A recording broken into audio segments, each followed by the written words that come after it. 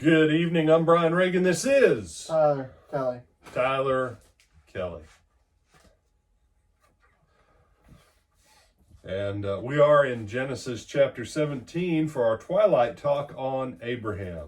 Go ahead, Tyler. What verses did we say? I think you said 17 through 27, or did you say 15 through 27? 15 through 27. And God said to Abraham, "As for Sarai your wife, you shall not call her name Sarai, but Sarah shall be her name. And I will bless her and also give you a son by her. Then I will bless her, and she shall be a mother of nations. Kings of peoples shall be from her." Then Abraham fell on his face and laughed, and said in his heart, "Shall a child be born to a man who is 100 years old? And shall Sarah, who is 90 years old, bear a child?" And Abraham said to God, "Oh, that Ishmael might live before you." Then God said, "No, Sarah your wife shall bear you a son, and you shall call his name Isaac. I will establish my covenant with him for an everlasting covenant, and with his descendants after him. And as for Ishmael, I have heard you. Behold, I have blessed him, and will make him fruitful, and will multiply him exceedingly. He shall beget 12 princes, and I will make him a great nation. But my covenant I will establish with Isaac, whom Sarah shall bear to you at this set time next year." Then he finished talking with him, and God went up from Abraham. So Abraham took Ishmael his son, all who were born in his house, and all who were bought with his money, every male among the men of Abraham's house, and circumcised the flesh of their foreskins that very same day, as God had said to him. Abraham was 99 years old when he was circumcised in the flesh of his foreskin, and Ishmael his son was 13 years old when he was circumcised in the flesh of his foreskin.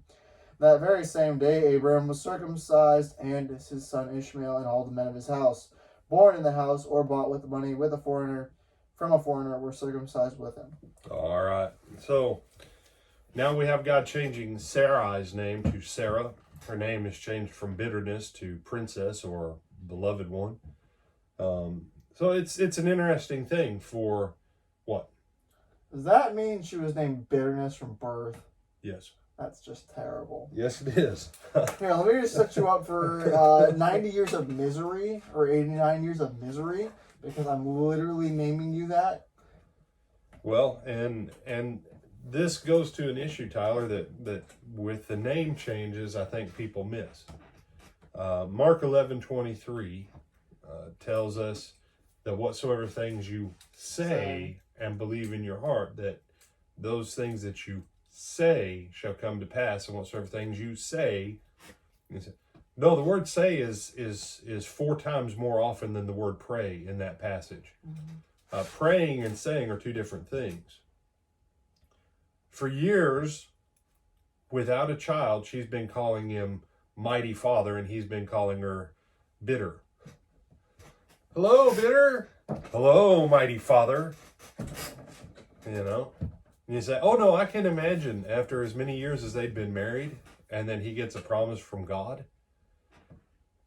And we know 14 years earlier, they tried to opt for a different plan. You said, well, Ishmael's only 13 years old.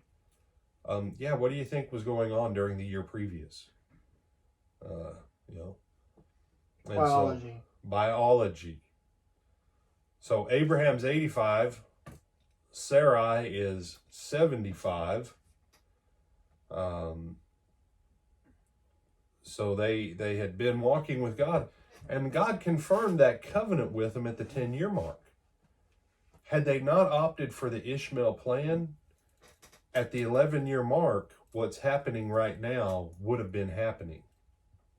That's my contention. But because they went the Ishmael route, well, now we've got to let this thing sit.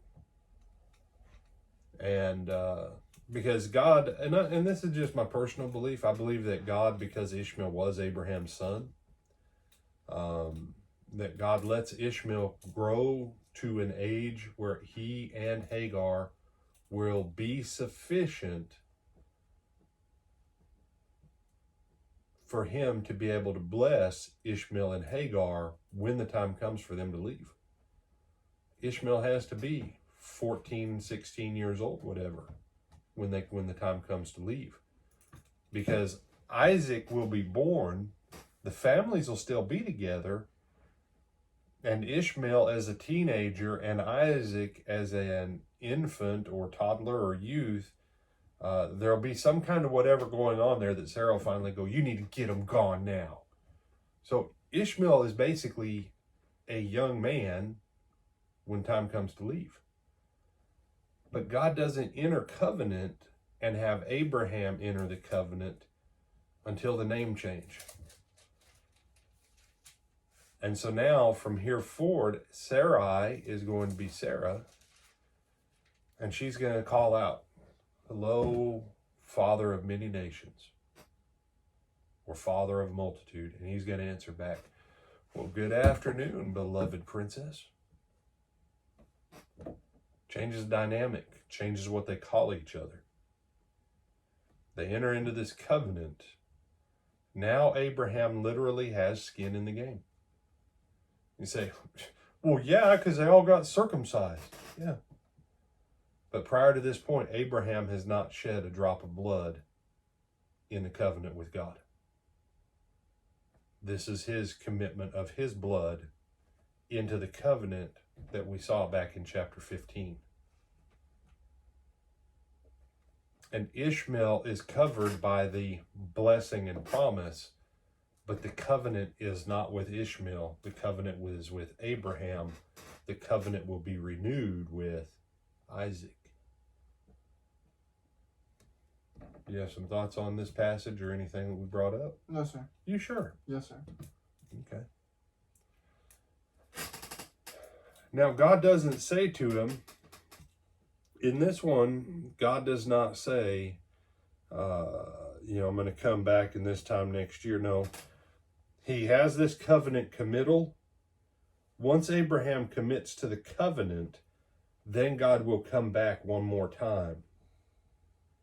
And he will pronounce, because now that Abraham has chosen to enter his side of the covenant and his household,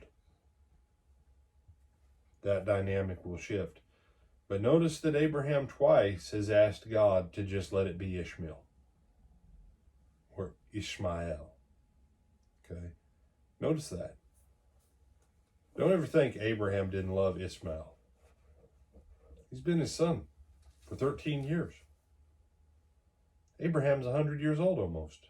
Said 99. Yeah, I know. Abraham rounded up. Can I bear a kid when I'm 100? Come on.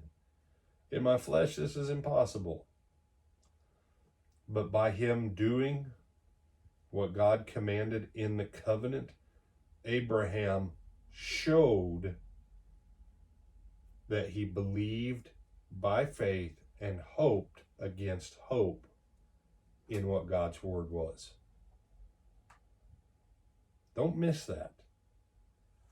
Abraham in the flesh says, what you're saying is laughable.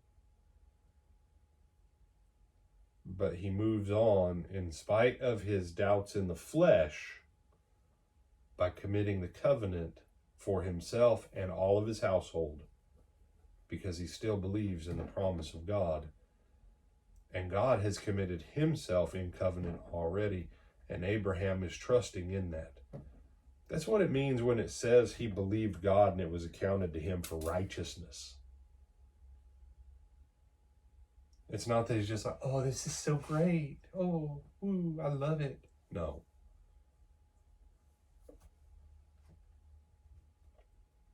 He took positive action based upon that belief. So, fair question. So do you mean to tell me if he wouldn't have done this circumcision thing, he'd have never had Isaac? Yep. He'd have never had Isaac.